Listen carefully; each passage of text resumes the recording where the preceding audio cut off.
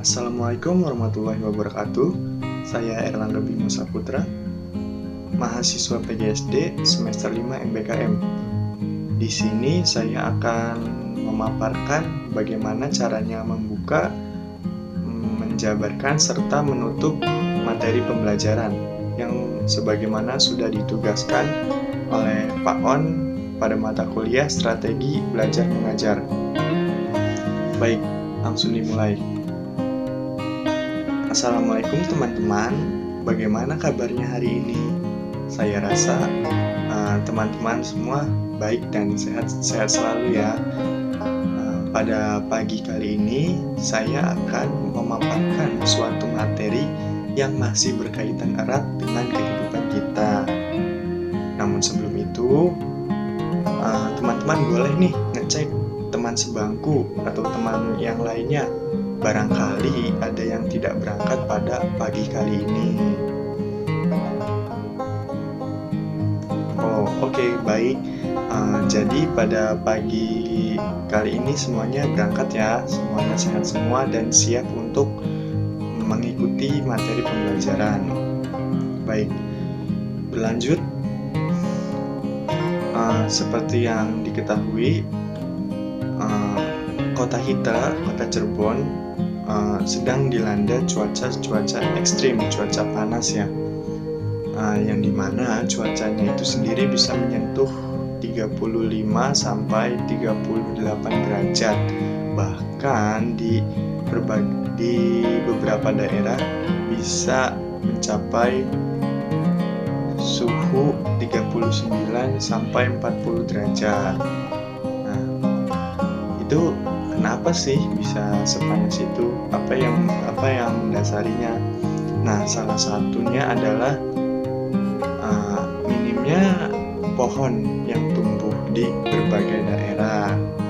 Nah, yang seperti yang kita ketahui bahwa pohon juga turut andil dalam memproduksi oksigen CO2 dan juga sebagai tempat berteduh orang-orang ketika mereka merasa panas. Di Indonesia sendiri merupakan iklim negara tropis yang didominasi oleh hutan dan juga lautan. Pada 2017 saja jumlah hutan yang ada di Indonesia itu sebesar 13.354 hektar. Nah, itu pada tahun 2017. Namun semakin kesini hutan-hutan di kita ini semakin sedikit gitu ya.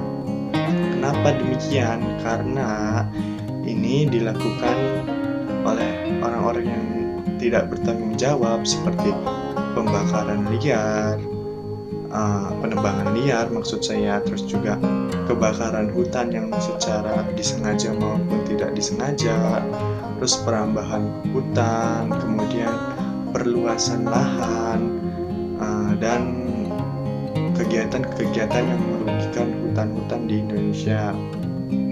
Nah, itu terjadi karena ulah manusia sendiri ya.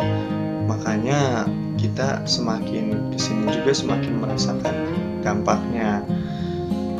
Nah, kalau sudah begitu, siapa sih yang harus disalahkan?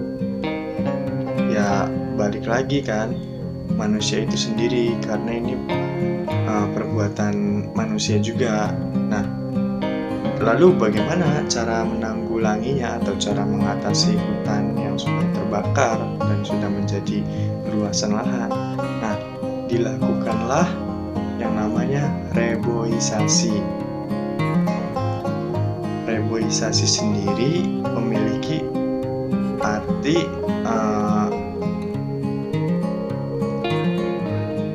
upaya penanaman jenis pohon hutan tertentu di kawasan hutan yang rusak, berupa lahan kosong, alang-alang, atau semak belukar untuk mengembalikan fungsi hutan, seperti itu. Ini juga dalam artian lain, reboisasi juga penghijauan yang dilakukan di hutan gundul. Yang dimaksud dengan hutan gundul itu ya seperti tadi, hutan yang dibakar, ditebang, ataupun dijadikan perluasan untuk lahan-lahan bangunan-bangunan tertentu. Nah, reboisasi inilah yang akan membantu atau menghidupkan kembali hutan-hutan kita. Reboisasi juga memiliki beberapa fungsi ya.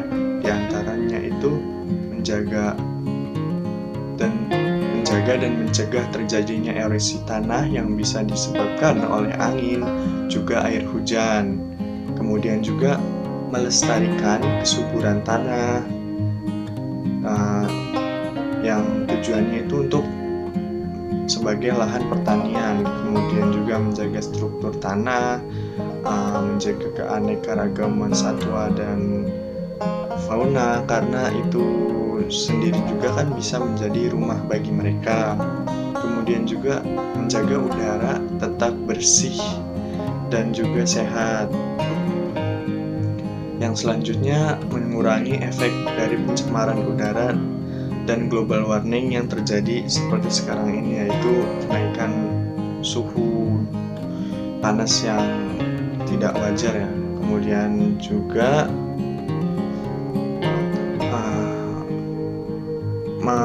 merecovery kembali hutan yang gundul, kemudian meningkatkan serapan gas rumah kaca dan cadangan karbon dioksida.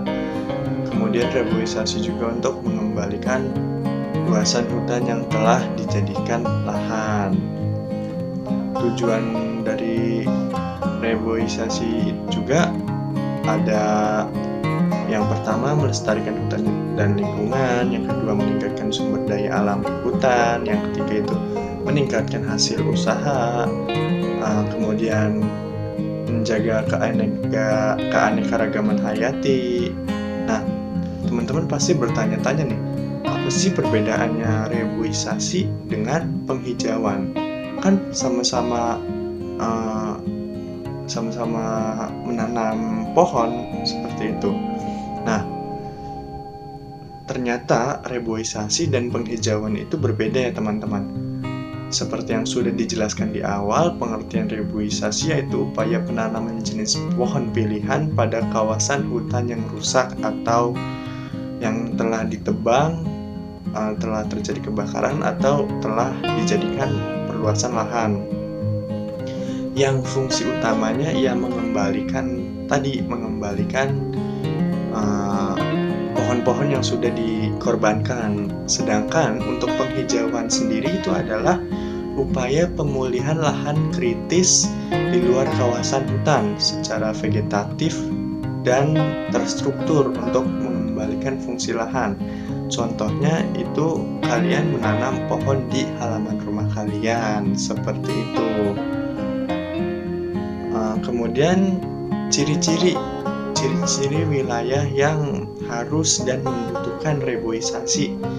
Nah, yang pertama itu adalah kawasan hutan yang sudah rusak, kemudian lahan kosong yang biasa diisi oleh rerumputan, karena kalau di situ ada rerumputan, kemungkinan tanahnya subur dan siap untuk ditanami tanaman tertentu, yaitu seperti itu.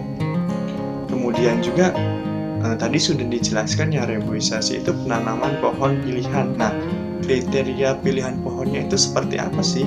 Yang pertama itu adalah mampu tumbuh di tempat yang terbuka dan terkena sinar matahari langsung. Jenis-jenis pohonnya itu seperti pohon intoleran dan pionir. Kemudian yang kedua adalah mampu bersaing dengan alang-alang dan rerumputan ya. Jadi pilih pohon itu yang bisa menyesuaikan, seperti itu.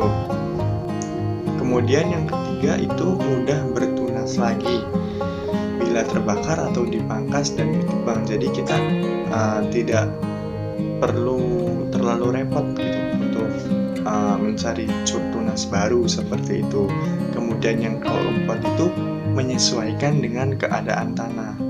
Seperti jikalau tanahnya terlalu basah, nggak mungkin dong kita tanam pohon yang kriterianya harus tanah yang standar seperti itu. Kemudian yang terakhir itu biji atau bagian vegetatif untuk pembiakan mudah diperoleh dan mudah disimpan.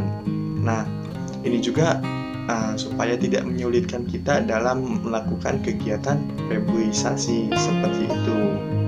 Nah, sampai sini apakah ada pertanyaan dari teman-teman? Oke, saya rasa cukup ya untuk materi pada hari ini. Jikalau tidak ada pertanyaan, minggu depan kita akan melakukan latihan bagaimana sih cara mereboisasi, latihan simulasi ya tentunya. Jadi persiapkan diri kalian, belajar lagi di rumah, gali info sedalam-dalamnya mengenai reboisasi dan penghijauan karena itu dua hal yang saling berbeda. Sekian mungkin saya cukupkan, sekian dari saya. Assalamualaikum warahmatullahi wabarakatuh.